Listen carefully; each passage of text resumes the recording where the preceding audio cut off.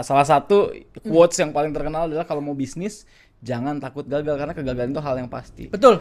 Tapi kan namanya gagal itu kan nggak enak. Ya. Nah, gimana cara kita overcome kegagalan itu gitu? Oke. Pertama yang gue pelajari, kegagalan itu nggak boleh dipandang dari hasil. Biarpun lu akan mendefinisikan sebuah hal kegagalan itu gagal atau enggak dari hasil. Betul. Tapi lu harus belajar shifting itu melihat dari proses. Hasilnya gagal, selama lu bisa ambil lesson learn-nya dan lu berproses, lu menang. Lu tidak gagal. Lu berhasil. Oke. Kenapa? Contoh, kita main game apa dulu yang paling gampang? Mario. Lompat, kena jamur, lompat, ting ting gitu ya. Jatuh, tet gitu ya. Jatuh kan, try again. Lu gagal tuh dari hasil. Oke. Tapi begitu try again, lu makin jago. Kenapa? Oh, gue udah pernah nabrak jamur yang ini. Oh, gue udah pernah ketabrak truk yang ini. Yeah. Abis ini gue gak mau lewat ini, abis ini gue begini. Improve. And then, abis lu try again dari gagal yang itu, lu masuk ke stage selanjutnya dan lu gagal lagi. Dan menurut gue, Tuhan menciptakan kegagalan untuk membuat lu menang dalam proses. Waduh, ini Kalau nggak ada kegagalan, lu belajar dari mana, Pak?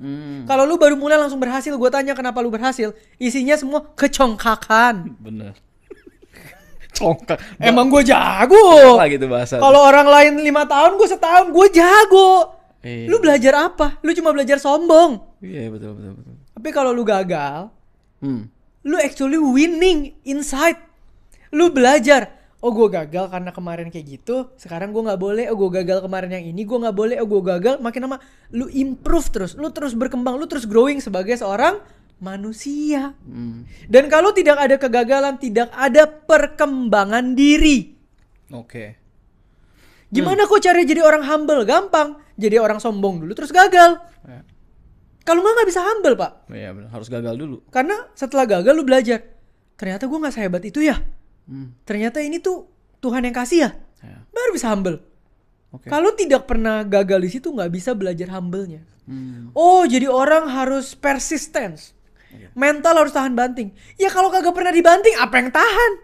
Iya, tahan banting tuh satu paket. Iya. Oh, gue jadi orang yang harus bisa kelola duit. Ya kalau kagak pernah gagal investasi, gagal ngaco pakai duit, gimana cara kelola duit? Oke. Hidup ini paradoks. Di dalam kemenangan lu ada kegagalan lu. Di dalam kegagalan lu ada kemenangan lu. Contoh, orang 2 tahun jeder, hoki, bleger, jadi sukses. Sombong. Ya, gak punya pondasi. Ya, gak ngerti cara berelasi. Gak ngerti cara ngelola berkat yang dia udah punya. Kelihatannya dia berhasil. Dalamnya gagal. Karena begitu abis ini dia jatuh, gimana dia mulai lagi? Iya, betul. Orang yang lu bilang, oh dia gagal. Tapi dia belajar. Dia kan ada waktunya, dia berhasil. Dia menang, dia tahu cara naik lagi. Nice. Hidup ini tuh paradoks, lu gak bisa lihat. Makanya kenapa gue bilang, lihat sesuatu dari hasil doang, itu sangat shallow. Sangat permukaan. Karena sebetulnya yang dibentuk itu apa yang ada di dalam. Dari penjelasan lu sebetulnya arti kegagalan itu sesuatu hal yang jadinya positif gitu ya. Lu memang positif. Padahal kan kegagalan mayoritas orang bilang itu kan hal yang negatif karena gagal kan ada. Kalau orang tua gue tidak gagal dan bercerai, tidak ada gue yang sekarang. Ya. Oke, yang menarik adalah gini, Teh. Dulu. Gimana cara membuat point of view kita berbeda? Sedangkan gue yakin banyak orang tuh memandang kegagalan adalah sesuatu hal yang jelek doang. Gitu. Ini susah. Gue akan ngomong terkesan religi. Tapi ini gue disclaimer dulu. Gue gak ada maksud ke sana. Tapi apa yang membuat pola pikir kita berbeda adalah apa yang kita pegang dan kita masukkan ke dalam kepala kita tiap hari. Kalau yang gue masukin ke dalam hidup gue, kegagalan adalah sebuah kesalahan. Dan gue blaming diri sendiri. Setelah 10 tahun gagal, gue bunuh diri. Tapi ketika gue menerima bahwa kegagalan ini proses pembentukan Tuhan, setelah 10 tahun gue gagal, gue berhasil. Ada bedanya di sana. Tergantung apa yang lo pegang. Apa yang lo pegang akan menentukan how you respond terhadap sebuah hal.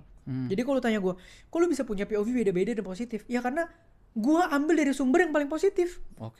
Yang memang menciptakannya seperti ini.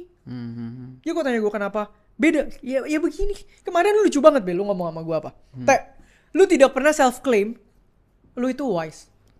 Dan lu tidak pernah ngepost ayat apapun tentang wisdom.